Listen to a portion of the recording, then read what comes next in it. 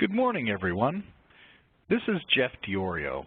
Thank you for joining us today on our webinar about optimizing your cash forecasting or improving the crystal ball. The topic has remained a key issue at the top of most Treasury Group's to-do list for either implementing a good forecast process or improving your existing process. Today we're going to discuss what companies are focused on achieving, the issues they're addressing with their forecasting, and techniques that they're applying to get better results. We hope you'll glean some good ideas on how to improve your forecast process from this presentation. Thanks again for attending, and please do reach out with any questions, and we'll answer them after the webinar is over. This presentation and the recording of the session will be available on our website, and we'll distribute it afterwards. I'm joined today by my peer, Elaine Filas, who's both worked in corporate treasury and has been consulting with Treasury Strategies for a number of years. She's focused on both best practices for corporations and the technology used to help you achieve your goals. And our special guest today is Bob Stark. Bob's been part of the Treasury vendor community for over 18 years and has worked at many of the significant vendors like Selkirk, Thomson Reuters, and Wall Street Systems before joining Kyriba. He brings a wealth of information about how these solutions help with forecasting and has experience helping firms implement these sorts of solutions. Welcome, Elaine and Bob.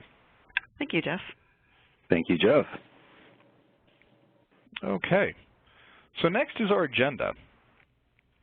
Today we're going to focus on the struggles that organizations have with forecasting and the fundamentals of overall forecasting, both from an FP&A and a Treasury side.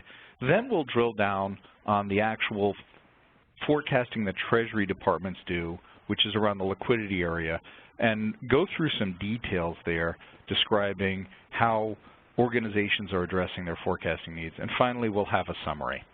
Be prepared. We will be having some online surveys, so we're going to want your feedback on the questions that we're asking, and we'll discuss the results online.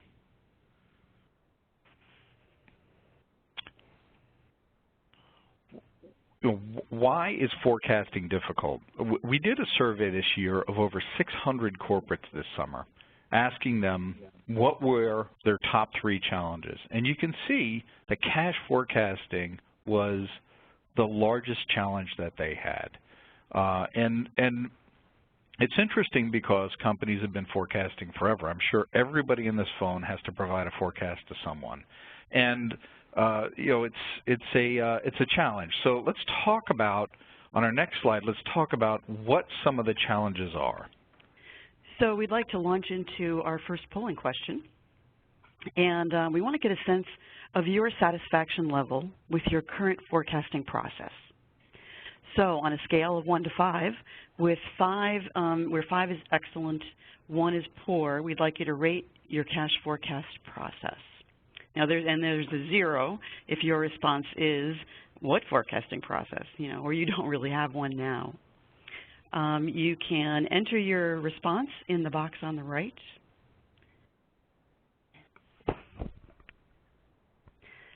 So, so actually, we've got the you're either going to be very happy with your forecast, or you're going to be very unhappy with your forecast. I guess we're forcing a good or bad answer here, or none. It'll be interesting to see what none, how many nones we get, because actually, you know, we've seen a lot of interest in cash forecasting lately. You know, we're currently working on several projects, client projects related to forecasting this year, and it seems that I'm always seeing new webinars about cash forecasting advertised in different Treasury areas. So I think there is a lot of interest lately, and I've also seen not many people happy with their forecast.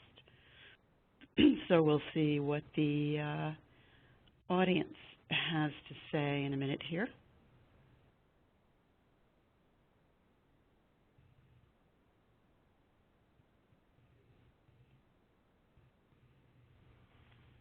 We should be about ready. All right, so we do have, actually, I'm surprised at the number of people who said they don't have one at all.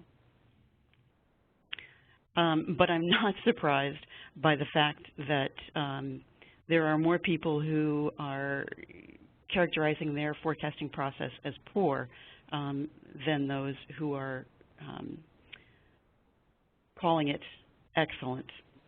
Yeah, we do seem to have quite a few folks that are pretty happy with their forecasting process, and we will interpret these results to mean I'm happy with it, there's room for improvement, or it's a disaster. And so what we do see in a lot of our engagements and companies is there is a forecast, it does work, but it's a lot of work, and I'd like to talk about that somewhat.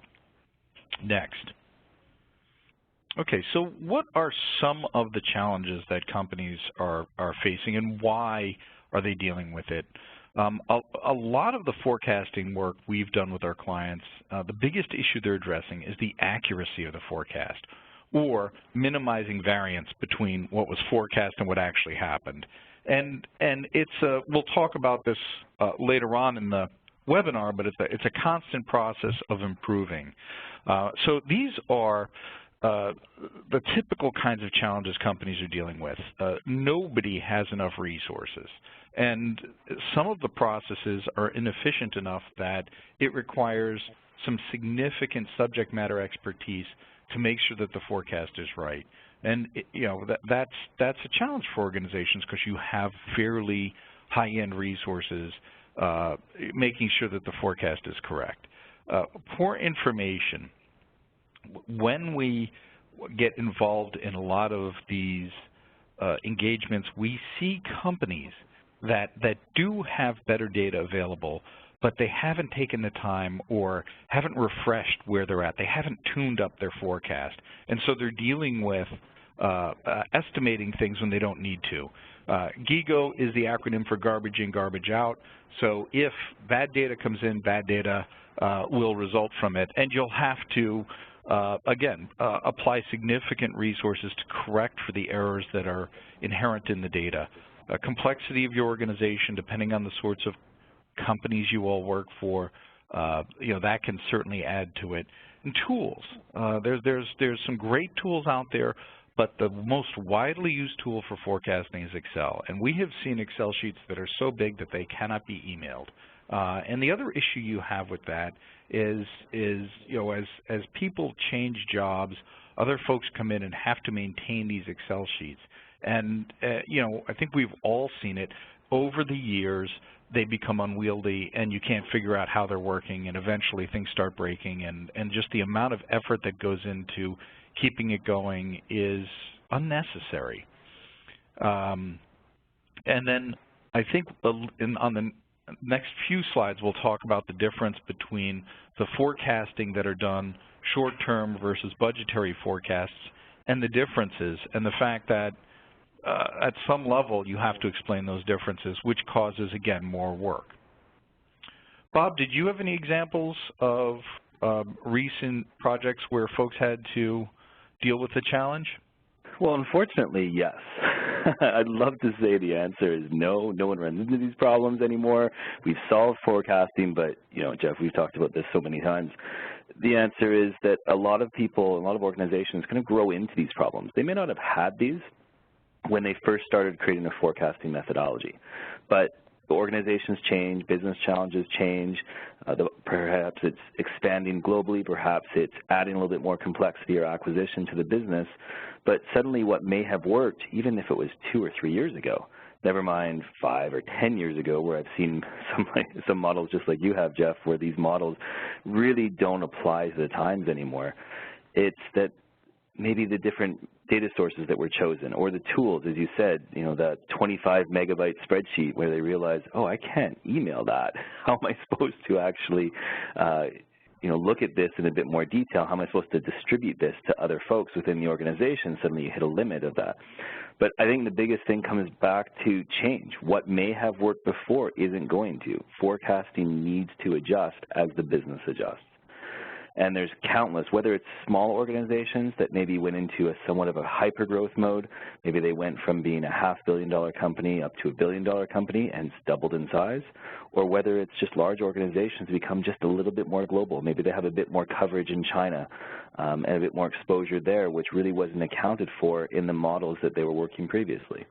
So I think it's a myriad of things, but what I would thematically refer to it all as change, making sure that what you're doing is focused on change and allowing for change and is updated to reflect those changes. Yeah. Yeah, good points, Bob. There are a number of challenges, and actually our next polling question on the next slide is to get some feedback from you about what your specific challenges might be or have been. Jeff talked about those challenges. Bob mentioned some.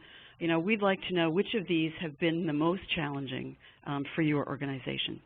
So again, in the box on the right, please, we're going to ask you to select 2 that have been most challenging for you.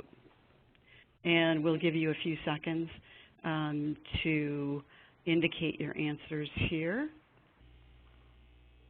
My guess is that we would see probably quite a few others, because certainly, you know, these reflect the what we have seen most often, and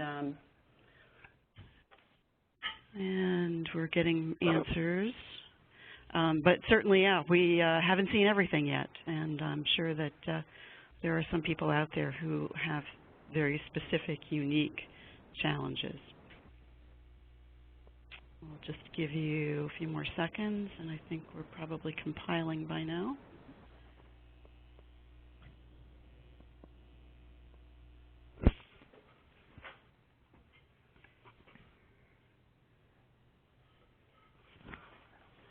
So the poll has ended. I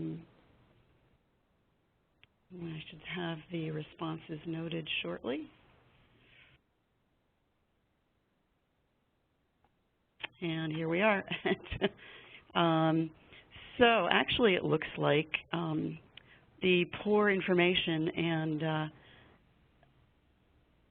poor information exchange and access to the information and organizational complexity are the 2 highest ranked reasons. Yeah, and I think we see that because especially if folks are, you know, in the process of performing the forecasting, there's always categories that are estimated.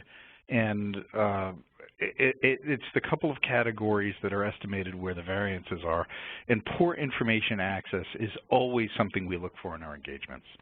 Yeah, I often see clients who get very frustrated when they are dependent on waiting for forecast information from business units or other departments within the organization. There is often a delay in getting that that information. So, Bob, any surprises here for you? Nope, no surprises. I suspect if you had an answer that said, I have more than 2 of these issues, I think you'd get an overwhelming response. Good point.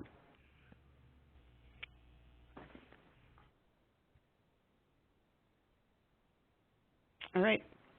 So, Bob, we'll talk a little bit about the benefits.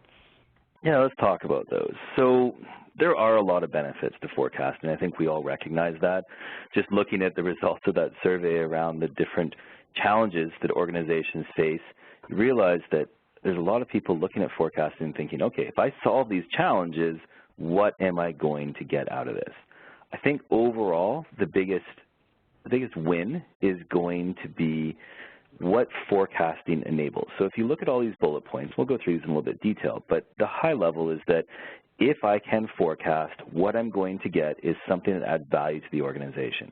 It's going to be, I can improve my returns on investments if I have a better idea of how long I need those funds for. I can minimize the cost of borrowing by simply changing the way that I'm financing or perhaps unlocking cash internally, which means I don't need to rely on either intercompany or external financing, which lowers my overall cost of capital. There's a lot of organizations we worked with that had debt but actually had pools of cash.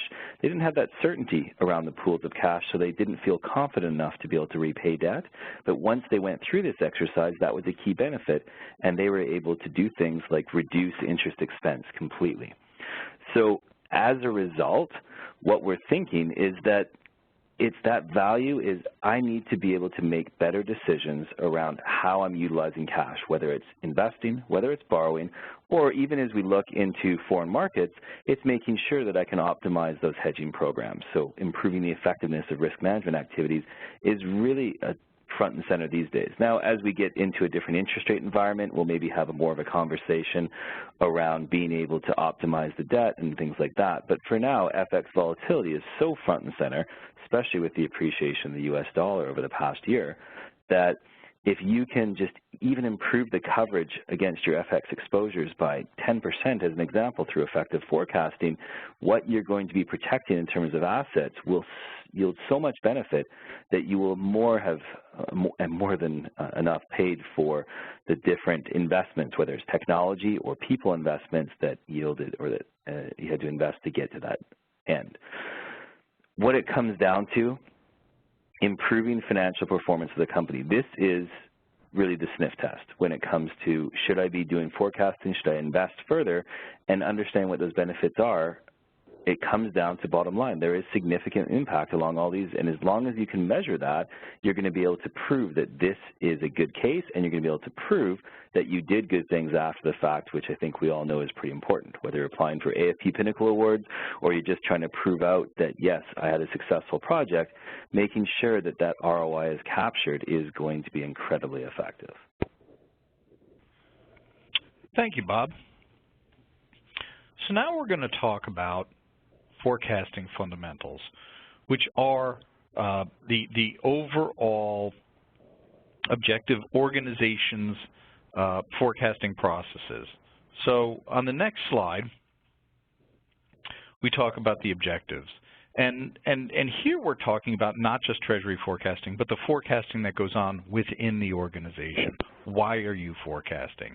So as Bob noted on the benefits slide, you know, it's a bunch of objectives: ensuring adequate access to capital. On the short-term side, making sure that there are no surprises. Most treasuries have a short-term forecast, very short-term, where they're trying to make sure that accounts are balanced and there's no mad scramble for liquidity at the end of any given day or during the week. And then there's the longer-term capital planning type forecasting that goes on, and the FP&A department is typically involved in this. And one of the things we're going to talk about today is making sure that Treasury and FP&I spend some time together, making sure that they're leveraging each other's capabilities and they're synchronizing their efforts. You know, so is cash effectively deployed? Are you taking care of your interest rate risk? Designing a capital structure, and then, of course, the fiduciary responsibilities, which are impact on earnings, profits, and earnings per share. So on the next slide, we'll talk a little bit about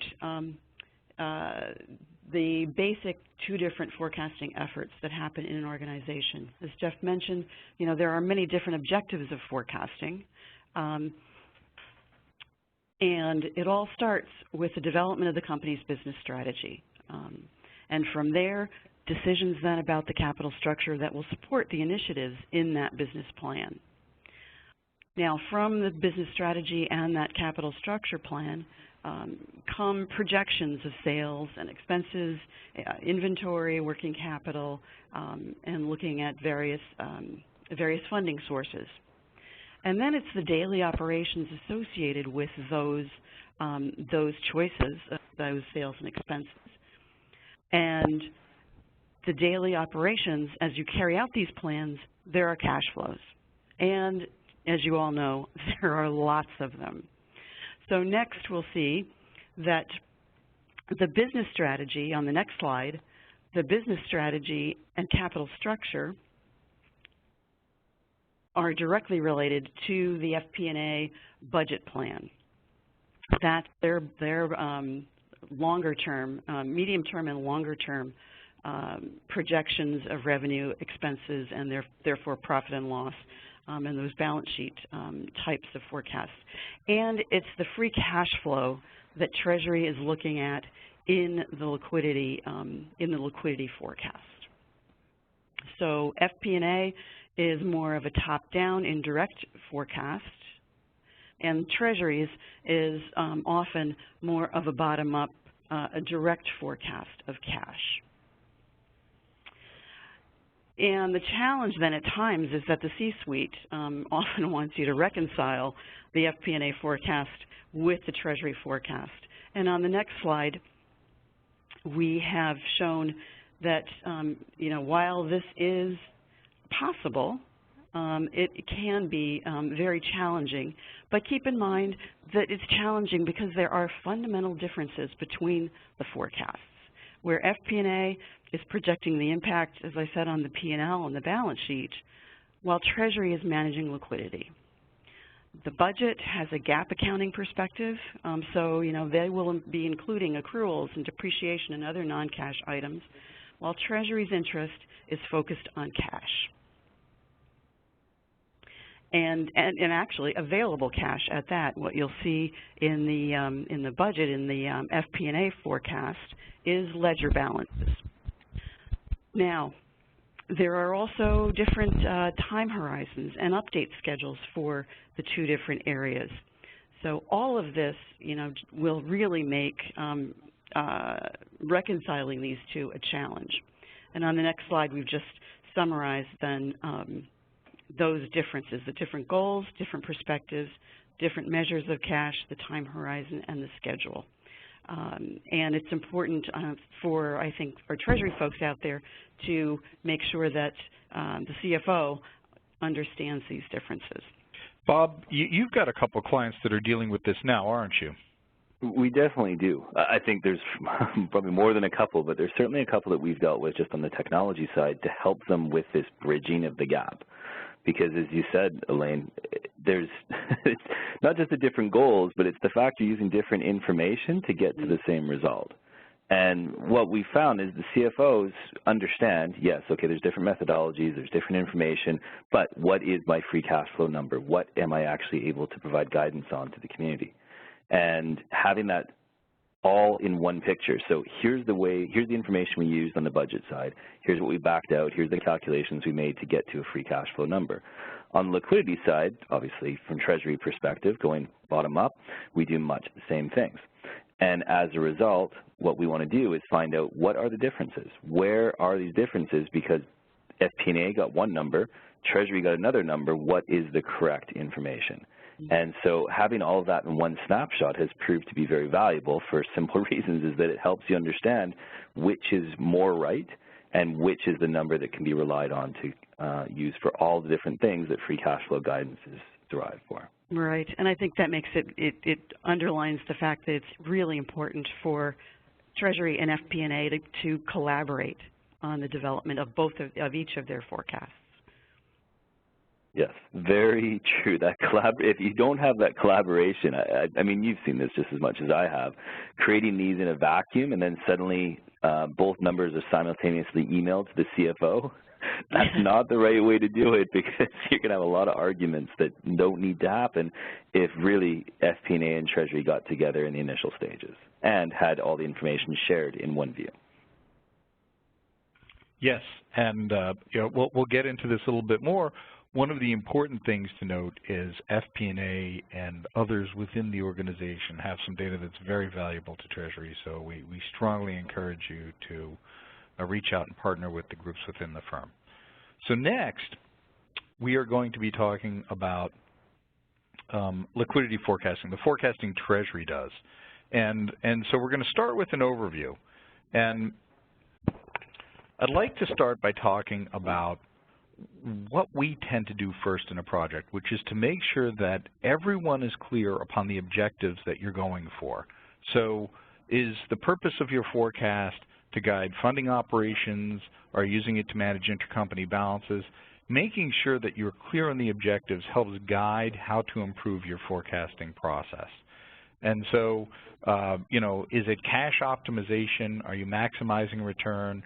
Or is it for risk management? Is it primarily a forecasting exercise to make sure that you're, well, in today's environment, managing FX risk. It could be, you know, when rates start moving some more, it could be definitely around your borrowing and investments. Or is it, you know, being prepared for non-discretionary payments? So being clear on what the purpose of your forecast is will help guide the improvement process and the building of a better forecast. Okay, and next I'd like to talk about the different forecasts that organizations do. And this is Treasury again, this is the liquidity forecast. And we see organizations, some of them just have a near-term forecast, you know, whose objective is the daily cash positioning and making investment and borrowing decisions. And you can see here in this table that, you know, those organizations are focused on something that's reasonably short-term, 1 to 4 weeks out. It's very granular. It has a high level of account detail. It's updated daily or even intraday as necessary. And its frequency, the frequency of the data buckets tend to be daily on that. Then there's your medium-term forecasting, which is done more for liquidity planning. It has a grosser level of granularity, so it's at a medium level, and it tends to be updated weekly. And then finally, you've got your longer-term forecast, which could be a rolling 12 to 18-month forecast, and it could be updated monthly or quarterly, and tends to have larger date buckets. And what's interesting is, if you take a holistic approach, they can all be linked together, and they should potentially all be linked together. But understanding again what you're trying to achieve and which of these forecasts you're really focused on is key to the process of improving your forecast. Okay, so now I'd like for the group to talk about the realities of the forecast process, what to do, how to improve the process. And towards that end, Bob, if you could walk us through the actual cycle that happens when companies are doing forecasting. Yeah, I'd be happy to. So if we look at this diagram, there's obviously a lot of different pieces to it, but let's just go through them, I say one by one until we get to the fifth and final stage of it. Firstly, we talked about data sources a little bit. We can talk a little bit more detail in terms of the specifics of what those data sources are, but at a high level, we're talking about looking at our business units. If we're a decentralized organization and maybe globally dispersed, then we may have folks, maybe they're Treasury, maybe they're borrowed or friends of Treasury, as I like to say sometimes, but we may have people in the field that have information to contribute. Maybe it's within ERP, but maybe it's actually just within their own models that they maintain as part of running those different business operations or being controllers of those business units. So understanding when do we use that versus when do we use internal systems versus when do we use our own, this is part of the gathering process. Number one, figuring out what do I have available and is it electronic, because in fairness in Treasury, we want to be efficient. We don't want to have to decipher handwritten notes on the back of envelopes. We don't want to necessarily have to rekey information into a spreadsheet.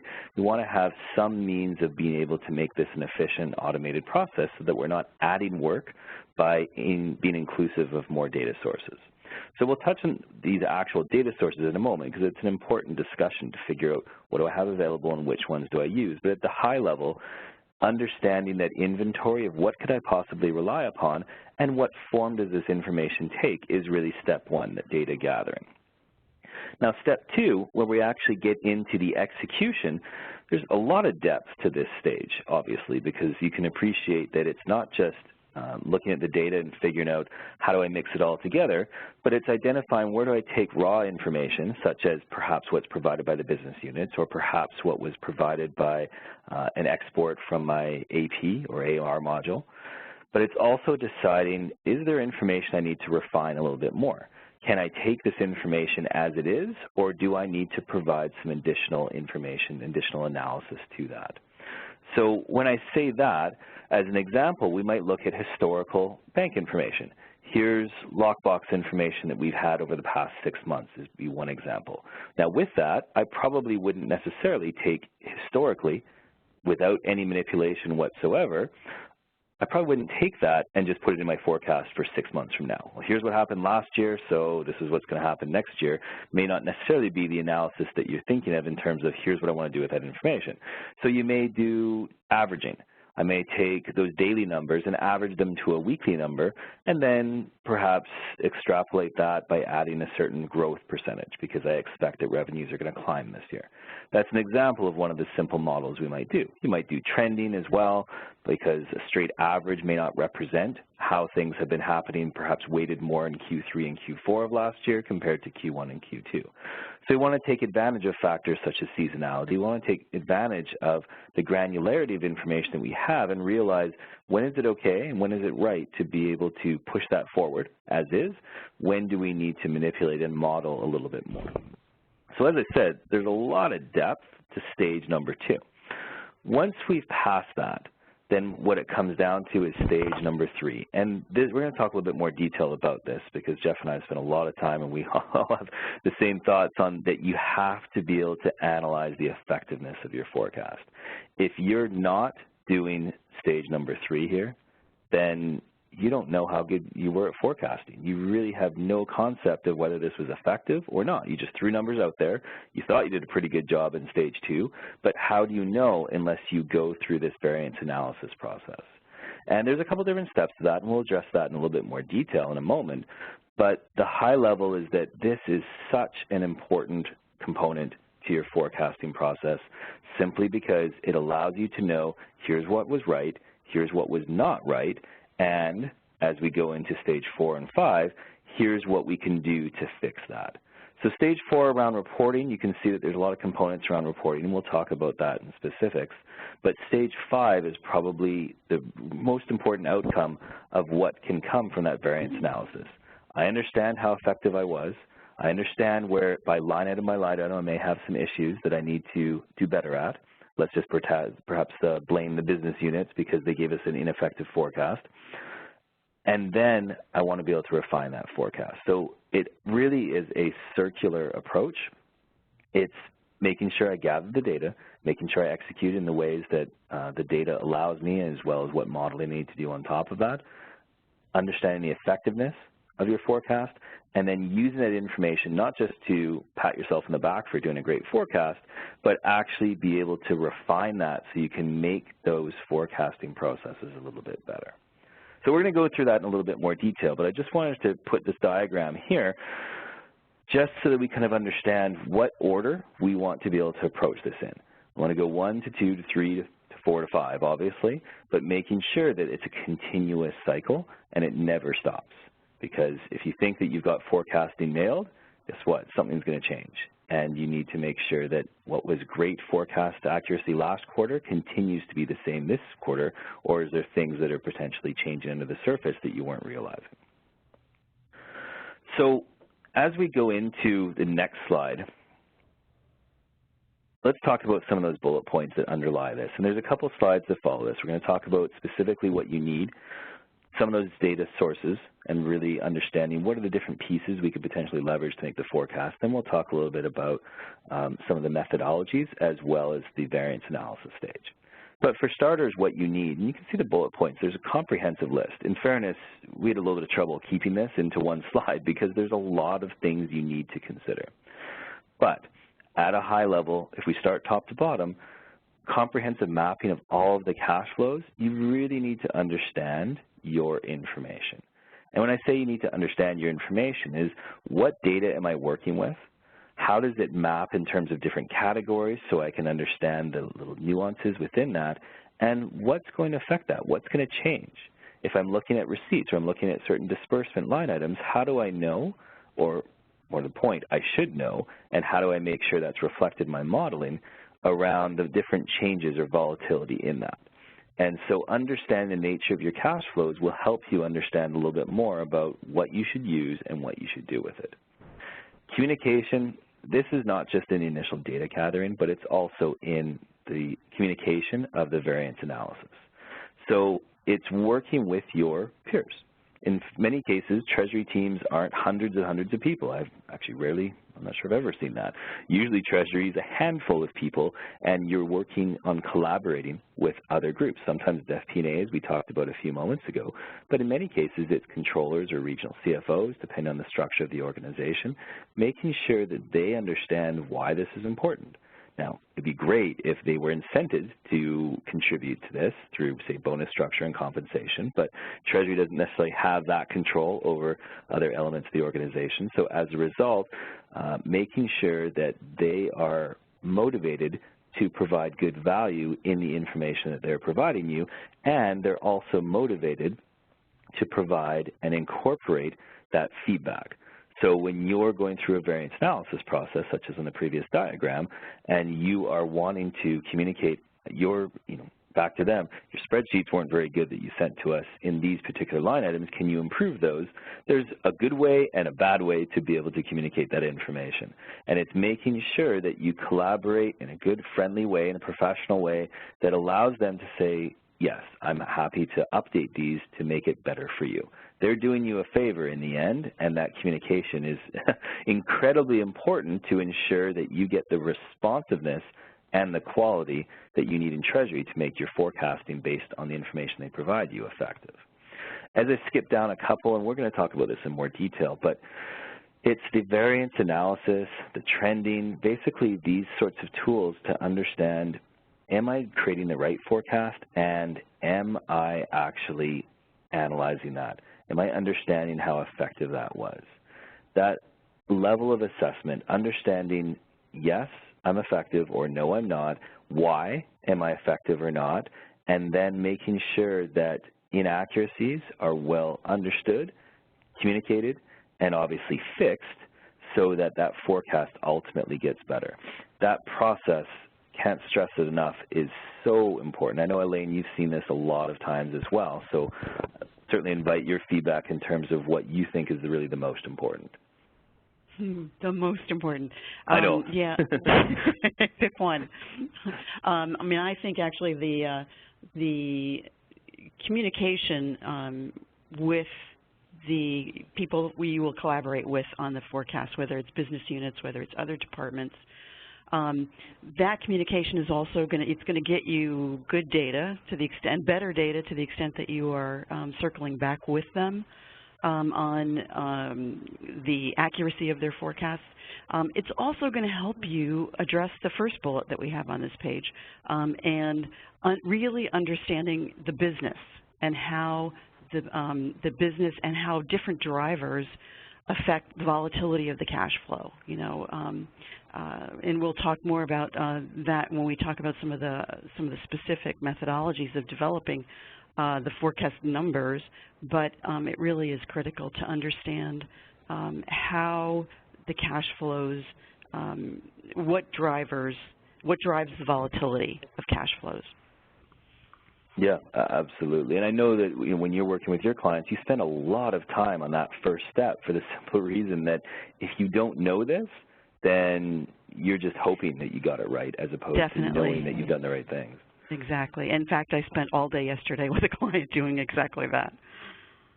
Yeah, no, I understand and seen it as well. So there's a lot of things that you need, and as we go into the next slide, I think we're going to touch on just graphically what some of those data sources are.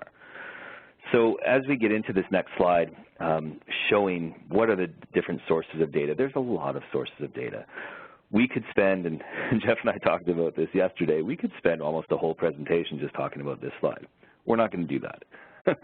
We're going to just show it to you and let you take it all in as I give you a little bit of commentary on it. So at a high level, firstly, making sure that your inventory of sources or your inventory of data you could potentially rely upon to build the forecast, making sure you know what that inventory is. You may not have all of these things. I mean, these are all examples of what different organizations use, but most will use some portion of these. Maybe it's half of them, maybe it's 3/4, maybe it's 2 or 3 of these. It really depends, obviously, on the type of organization, the size of organization, and, in fairness, the availability of this information in some sort of digestible format. You may be able to have sales forecasts because most organizations have those. They may not be in a way that's going to be anything remotely meaningful to what Treasury needs to see. So as a result, Treasury sees a sales forecast, say in Salesforce.com or something like that in a CRM tool, but you're not really getting that in something that allows you to understand here's what projected cash flows from receivables are going to be. So it's really, it's not just seeing, do I have this, yes or no, it's can I use this, and what is the best way to forecast potential revenues that are incoming? What's the best way to forecast potential disbursements? What's the best way to forecast payroll? Is it from payroll, or is it from my own modeling of historical cash flows of how we paid payroll in the last 2 years, and we can take a trend on that and be able to extrapolate that forward. So as we kind of, get out of sources of data, the thing I'd leave everyone with is understand your inventory and understand, is this going to be useful, or do I already have better information in Treasury that can make this particular line item effective so I have an understanding of what's coming down the line? And this kind of bleeds right into forecasting process, really, and methodology. And I invite Elaine to take the next slide in terms of how do we approach, how do we take this information and actually make forecasting models? Right. And I would just start by saying that in general there are, two basic approaches to developing forecasts. One that focuses on receipts and disbursements, and then the other that focuses on a more comprehensive statistical analysis of not just cash flows, but of drivers in the market and the economy that impact the business. If we look first at the receipts and disbursements approach, this is the typical route that we see our Treasury clients taking. It is built by what you know about specific upcoming cash flows, and these cash flows, can be in many cases those that your TMS generates automatically. For instance, to the extent that you've got your debt and investment related flows in the TMS, those will automatically be populated in your cash forecast. The same with FX and derivative settlements, those kinds of things. So those financial instruments are automatically reflected. There can also be specific cash flows that are reported to Treasury by the business units. We've talked about communicating and things that are provided to Treasury by areas like tax or benefits or any of the other sources that were listed on the previous slide. As Bob said, you may have to look at making some adjustments to that information, but there are a number of different sources that will provide that data that will feed into your forecast. There also will be recurring items that you may be able to set up, that you will be able to set up in your TMS, things like payroll. And again, you may just enter a recurring item in your TMS that would reflect that payroll number. As those, as those dates get nearer, then you will be updating those numbers and refining them up to payday when you know the exact amount. There's also, there are many elements that can be more analytically applied without going to the statistical modeling quite level. But as Bob mentioned, there are some things like lockbox receipts that you can look at the history, but then apply some kind of trending if that's what is needed. Certainly there is seasonality. There are, particularly with things like lockbox, there are patterns, day of the week patterns. Your business might have week of the month patterns or month of the year patterns that historical analysis will make clear. So in contrast to that, the statistical modeling is more often the approach that we see taken by the FP&A forecast. This approach typically involves more complex analytical methods that involve multiple variables. So you might identify specific variables that are correlated to some aspect of your company's revenue or expenses.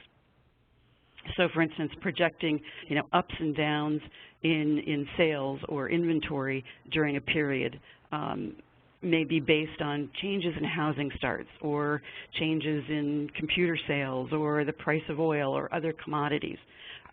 So FP&A is generally more likely to leverage this approach to its forecast. Yeah, but we do see some treasuries using a statistical model. More often than not, they're dealing with the receipt and disbursement approach. And on the next slide, we just want to highlight, too, that it's not that you will pick historical trends for everything. You really need to look at each element within your forecast and select a method that works that is appropriate for that element. In fact, you might use different methods, for instance, for the near term versus farther out forecasted flows. As we can see here, receipts specifically, you might look at, first of all, the number that sales has given you. You know that if they forecast sales for December, you won't collect that cash in December, so immediately you have to make an adjustment there to those sales figures. But you might look to your accounts receivable system for data that has to do with the shorter term receivables for those shorter term cash inflows, but then use those sales estimates, those adjusted sales estimates, going out longer term. The same is true on the accounts payable side, where that 3 or 4 weeks out, what will be paid 3 or 4 weeks out. Often those invoices aren't even in the payable system yet. So you might use payables for the near term, but then depend on a different methodology for that disbursement number farther out. And on down this list. Things like payroll and benefits, will be numbers that are provided to you by your HR department, and will be entered, just as recurring items in your forecast. Taxes, the same way. You should get information from your tax department on specific dates and amounts for those tax payments. And again, they will be estimates farther out, but as you get closer to the payment dates, you should be pushing your providers of that information for more exact information. Okay, so now we'll talk about what the end result looks like. We had a large debate about what examples to give here. There are so many different ways to look at a cash forecast, and all of them could be, excellent approaches. So a couple of thoughts. The first is, what's the bucketing of the data? Is it daily? Well, for the short term, that's what this one shows, a very daily bucket. What are the categories? They're the categories that you need to see the data in. You can bring the data in and manipulate it to reach that category. And then when we get to the variance analysis, comparing the actuals to the forecast, when the actuals come in, can they be grouped together into those categories? Another concept here, and Elaine touched on it, which of these categories are very good forecasts and which ones are the estimates? In most of our work, there's usually 1 or 2 categories where the organization has to guess. It's an educated guess, but they are definitely guessing at 1 or 2 of the buckets, and then they go through quite a bit of effort to rationalize what actually came in against that estimate. And so those categories are the ones that are always the most painful for Treasury to deal with. Another thing to take away from this is, you should have the known flows from things like your borrowings and your investments in here. And again, going back to the slide that talked about the purpose of it, this one is to know that our accounts are balanced. So this might be, instead of based just grossly on activity, it may actually show bank account by bank account activity so that you can know in the near term which ones are going to need some funding, and if there's any cash that's left someplace where you can capture it. Your medium and long-term forecasts have larger buckets, may have slightly different groupings, and so this is simply just one example of many. Elaine, do you have any thoughts? Okay, Bob, any feedback on what you've seen organizations do? Well, I think it kind of goes back to the original debate of what's the right, screenshot to show here, because the forecast needs to be flexible, and this is, plays right to your point, Jeff, is that there's, for different time buckets, for different series, like you may look at the next, let's just say, 2 weeks by day, but then as you get a little bit further, you want to summarize it by week and you want to summarize it by month. And you want that to be dynamic, so you don't want it to be, as you roll forward, you want that grouping to stay intact. Next 10 business days, next 4 business weeks, quarterly after that. So having that flexibility is incredibly important. Plus, you want to be able to have maybe a long list of categories based on your time horizons, but have only certain categories show up for short-term versus long-term. So you kind of end up having this idea of multiple different forecasts within the same view so that you can mix and match based on what you care about at that particular time. Okay. So keeping an eye on the clock, we're going to spend some time talking about variance analysis. Bob, I think you started this, so why don't you carry on? Yeah, absolutely. And there's not a lot more to say than what we've been talking about so far. This is more a summary slide of what we've been saying to date. Variance analysis is important. You need to be able to measure the effectiveness of your forecast so that you can, as you can see in this slide, step 5, rinse and repeat. Continually formulate and make sure that you're taking the feedback, you're communicating that feedback back to people or systems to make sure that you get the best line items that you can possibly work with. So there's a couple different variance analyses. I certainly like to advocate that forecast to actual is a must-have for anyone, and making sure that you do that at a detailed level by line item and by time period so that you can know exactly where your variances were so you can bridge those gaps and make it better. But also forecast to forecast. If you're doing, say, a quarterly before and after approach, so maybe as of January 1st, you're looking at entire Q1, and then on April 1st, you're looking back to see how well you did, you don't necessarily want to wait 3 months to figure out, did I do well or did I not do well? So you want to be able to measure that forecast to forecast in that interim period.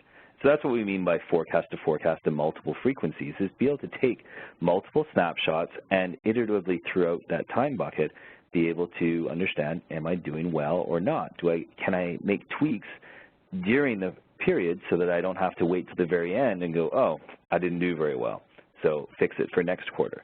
We don't necessarily always have a quarter. We have results we need to contribute now. So that's the key points behind this, is make sure that you're able to do this as a constant process and not just something you do every 13 weeks. Next slide, again, fairly straightforward and high level, so we won't spend a lot of time because we've talked about this already, including a couple slides ago when we were looking at the example of what a forecast should look like.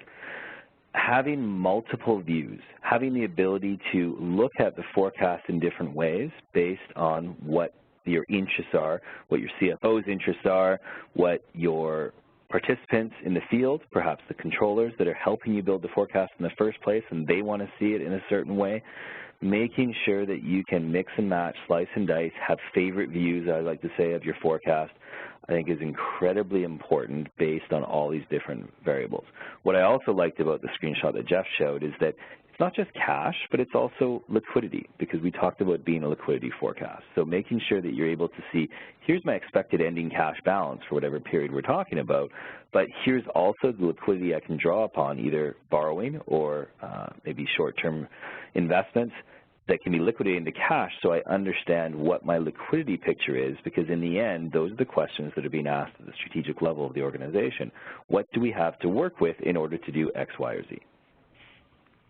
Next slide, and as we kind of touch on the final couple of things, and I know, Jeff, this is one that's dear to both of our hearts, is making sure that you can keep this forecast fluid, making sure that it's not literally a one-time thing that we do and it lasts for 5 years, our process for forecasting.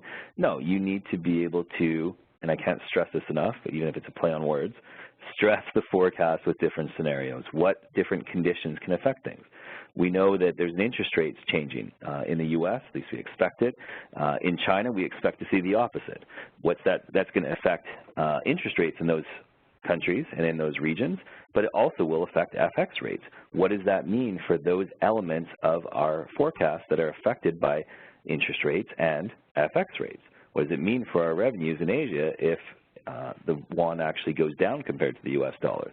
Those variables need to be put into the forecast so that you're able to understand if this happens, what does that mean to my ending cash balance and my liquidity that I'm trying to forecast for the next 3, 6, 9, 12 months?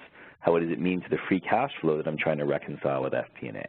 So I know, Jeff, we talked lots about this, but it's important.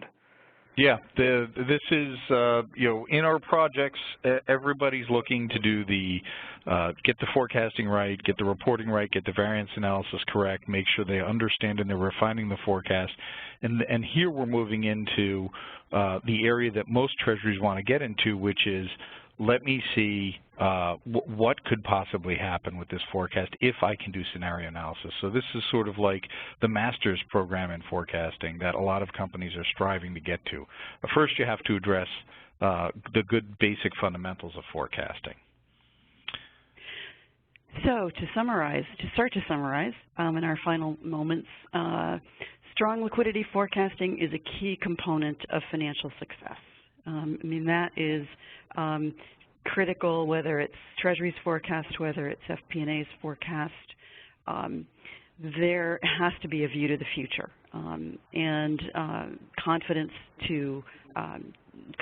that the financial components of the firm will support the business plan. The treasurer has an important role in that. The treasurer's role is to facilitate that communication, both with the banks, with other divisions and subsidiaries, with internal departments, and to ensure that the forecasting processes are sound and relatively accurately as possible, project what the company's cash and liquidity positions will be. And provide the supporting resources and tools, whether it's staffing, whether it's a treasury management system. It's the treasurer's role to provide that in the environment. We talked too about the fact that the liquidity forecasts and the capital budgeting forecasts may have different objectives, but there can be significant benefit if Treasury and FP&A work together, using common practices where they can, but at least communicating about how each of their individual forecasts have been compiled. And then that variance analysis piece is where we get the opportunity for continuous improvement, and that is one of the critical, or probably you could argue the most critical aspects of the forecasting process. It's an extremely complex process to build the forecast, but all of that complex work, all of that detailed work of analyzing cash flows and looking ahead will not be as valuable without that constant improvement based on the variance analysis. Okay, so to wrap up, I'd like to talk about success factors that we have seen companies apply and we endorse strongly. So having buy-in from senior management on your forecasting process is key, because it allows you to move through the organization and gather data and request for folks to participate strongly. Defining your objectives and goals of your forecast. Too often we've seen forecasts where the objective of it wasn't quite understood, and they were mixing 2 or potentially 3 different forecast efforts into one forecast and didn't realize they were doing that, so they were updating a long-term forecast daily. So making sure that you have your goals and objectives defined and that your forecast is consistent with it.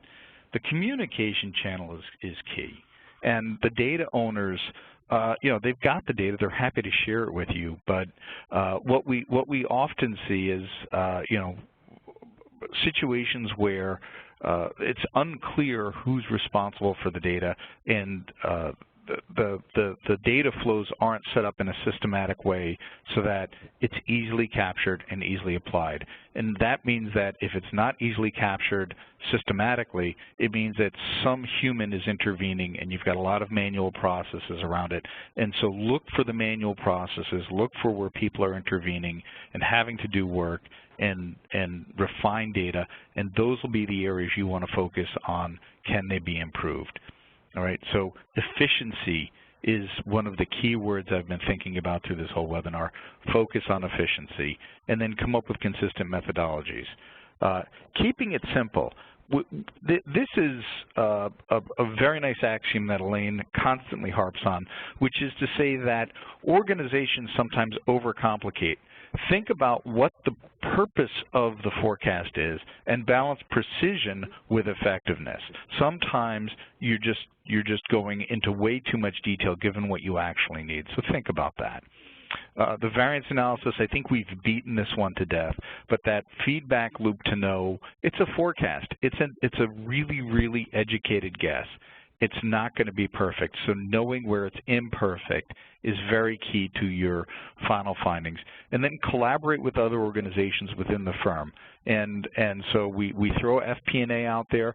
They're a great, great partner. There are others. So to wrap up, I want to thank you all for joining us today. I'd like to thank Elaine and Bob for your thoughts and your contributions. And you will find this the recording of this webinar and the deck on our website. We also have a YouTube channel, and I'm sure Bob will be happy to distribute it as well. So thank you, everybody. Thank you.